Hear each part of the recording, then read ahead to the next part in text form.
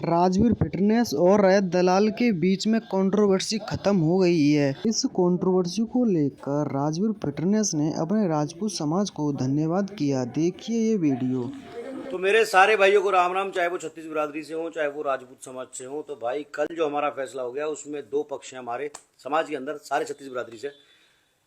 तो एक पक्ष जो बहुत छोटा है वो ये कह रहा है कि भाई फैसला नहीं होना चाहिए था। एक पक्ष जो बहुत समझदार है वो ये कह रहा है कि फैसला हो गया, बहुत अच्छा हो गया, दोनों समाज एकजुट हो गए, दोनों भाई एकजुट हो गए, बहुत अच्छी बात है।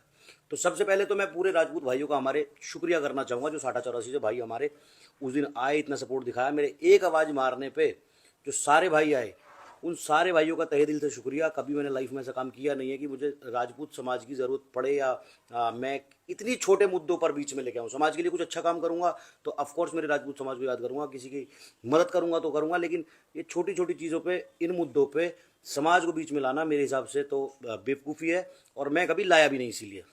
लेकिन क्या होता है, कभी कभी सारी चीज़ों की ज़रूरत पड़ जाती है।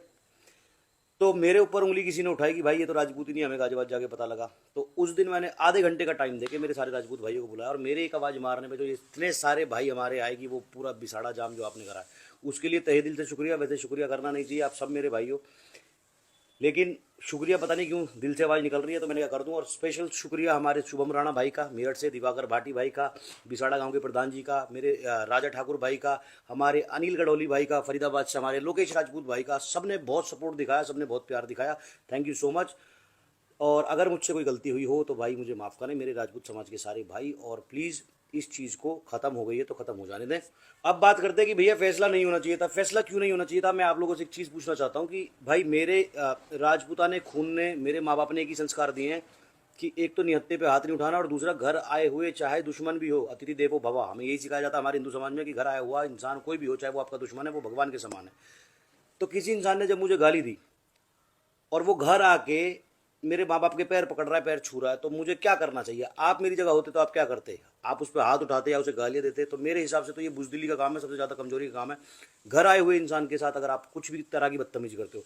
दूसरी चीज़, मेरे माँ बाप ने मुझे सिखाया बड़ों का सम्मान करना। तो रूबल भाई मेरे बड़े भाई हैं, रूबल भाई से उनकी बात हुई और वो लोग सारे एक घर के आए, तो मैंने रूबल भाई के सम्मान करते हुए, रूबल भाई ने बोला मैं यहाँ खड़ा हूँ तेरा बड़ा भाई, और ये चीज़ आज की आज खत्म करो।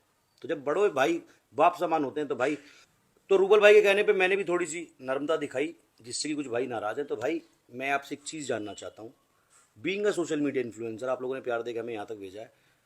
5 मिलियन के आसपास मेरे फॉलोवर हैं, 3 मिलियन यूट्यूब के ऊपर, 2 मिलियन के आसपास हमारा इंस्टाग्राम पे हो जाएंगे।